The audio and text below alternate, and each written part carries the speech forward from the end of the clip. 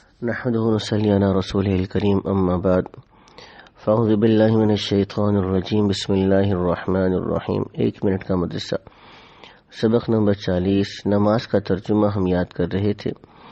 سورہ اخلاص کا ترجمہ ہے لم یلد، نہ اللہ کی کوئی اولاد ہے، ولم یولد، اور نہ وہ کسی کی اولاد ہے، ولم یکن لہ، اور نہ ہے اس کے کفوا احد، برابر کا کوئی، ولم یکن لہ کفوا احد، اللہ کے برابر کوئی بھی نہیں ہے۔ نماز کی سنتیں: سجدہ سے اٹھنے میں پہلے پیشانی، پھر ناک، پھر ہاتھوں کو، پھر گھٹنوں کو اٹھانا اور دونوں سجدوں کے درمیان اطمینان سے بیٹھنا۔ قاعدہ میں داہنے پیر کو کھڑا رکھنا، داہنے پیر سے مراد جو رائٹ ہے، اور بائیں پیر کو بچھا کر، بائیں سے مراد لیفٹ ہے، کو بچھا کر اس پر بیٹھنا اور پیر کی انگلیوں کو قبلے کی طرف رکھنا۔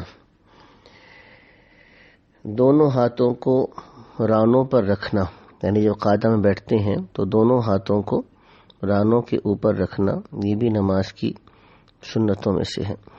بڑے بڑے گناہ جو بغیر توبہ کے معاف نہیں ہوتے، اور ایک گناہ بھی اوپر سے نیچے گرا دینے، یعنی جنت سے جہنم میں لے جانے کے لیے کافی ہے، مگر اللہ تعالیٰ جس پر فضل فرمائے۔ رشوت دینا، البتہ جہاں بغیر رشوت دیے ظالم کے ظلم سے نہ بچ سکے یا اس کا ثابت شدہ حق نہ مل سکے، وہاں رشوت دینے والے کو گناہ نہیں ہوگا، البتہ رشوت جو لینے والا ہے اس کا جو گناہ ہے اپنی جگہ پہ باقی رہے گا۔ آگے کہتے ہیں کہ شراب پینا ہے وہ بھی گناہ ہے، اور شراب پلانا، یعنی ایک ہے خود پینا اور ایک ہے دوسرے کو پلانا۔ تو جس طرح شراب کا پینا گناہ کبیرہ ہے، ویسے ہی شراب کا پلانا بھی گناہ کبیرہ ہے۔ گناہوں کے نقصانات جو دنیا پیش آتے ہیں: دنیا کی محبت اور موت سے نفرت کرنے سے بزدلی پیدا ہوتی ہے اور دشمن کے دل سے رعب چلا جاتا ہے۔ اللہ کے نبی نے ارشاد فرمایا، جب اللہ تعالیٰ بندوں سے گناہوں کا انتقام لینا چاہتے ہیں تو بچے بکثرت مرتے ہیں اور عورتیں بانجھ ہو جاتی ہیں۔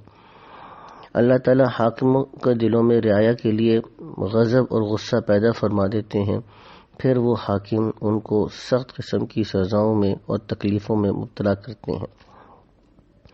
اطاعت کے فائدے: آخرت میں جو صدقہ جاریہ ہے اس کی جو صورت ہے، شکل ہے، وہ چشمے کی سی ہے، پر جو شخص چاہے کہ جنت کا چشمہ ملے وہ خوب صدقہ خیرات کیا کرے۔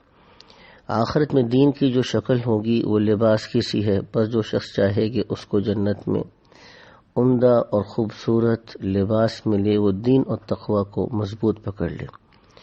سورہ بقرہ اور سورہ آل عمران کی جو شکل ہے قیامت کے دن، وہ سیاہ بادل کی سائبان یا قطار باندھے ہوئے پرندوں کی ٹکڑیوں کی ہوگی، پس جو شخص چاہے کہ قیامت کے دن سایہ میں ہو تو ان صورتوں کی تلاوت کیا کرے۔